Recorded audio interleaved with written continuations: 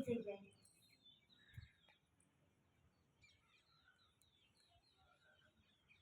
પૂરો વિશ્રામ કરીએ, આરામથી બેસીએ.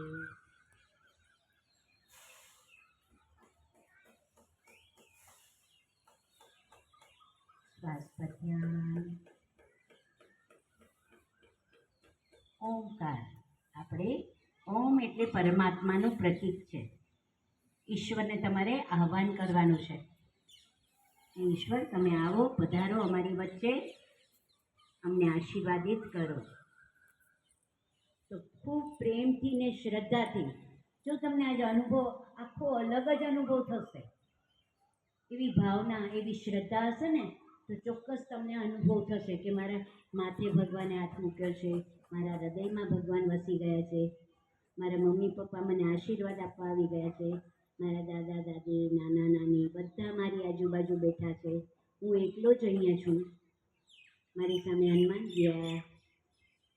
કેવી શ્રદ્ધા, તમારી જેમાં શ્રદ્ધા છે એને યાદ કરવાની અને એને બોલાવવાનું, આહ્વાન કરવાનું. સંસાર એટલે એ બધાને જેનામાં તમને શ્રદ્ધા છે, જેને તમે વધારે ચાહો છો, શિક્ષક પણ હોઈ શકે, મમ્મી પપ્પા હોઈ શકે, કોઈ પણ ફ્રેન્ડ પણ હોઈ શકે. એને ધ્યાનમાં રાખીને તમારે 3 વખત ઓમકાર કરવાનો. પછી આપણે રામ ધ્યાન કરીશું. આંખો બંધ, ચહેરો સીધો અને ભગવાનને સ્માઇલ સાથે બોલાવવાના. ટેકડો ચડીને નહીં, સરસ રીતે સ્માઇલ કરશો તો ભગવાન તમારી સામે સ્માઇલ કરશે. જોજો, આ અનુભવ કરજો. સામાન્ય શ્વાસ કરીએ और छोड़ें. ओंकार के लिए सांस करें.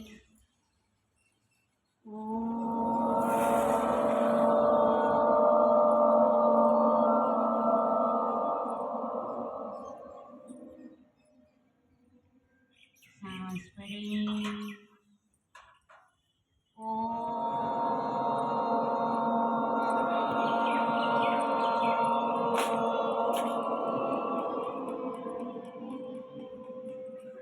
सांस भरें.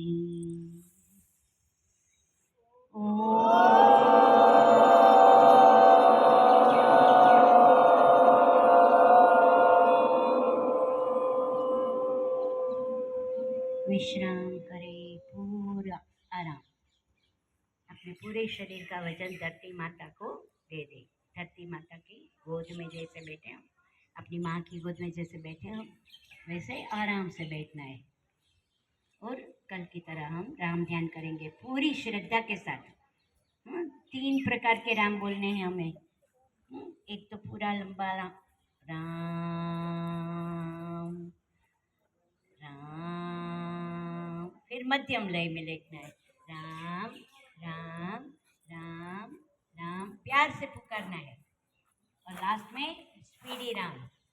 दोनों ओठों को जल्दी से टच करके राम राम राम राम राम राम राम राम राम राम ऐसे करना है. ओके, स्टार्ट करें. लंबा राम. राम, पूरी श्रद्धा से. राम राम राम राम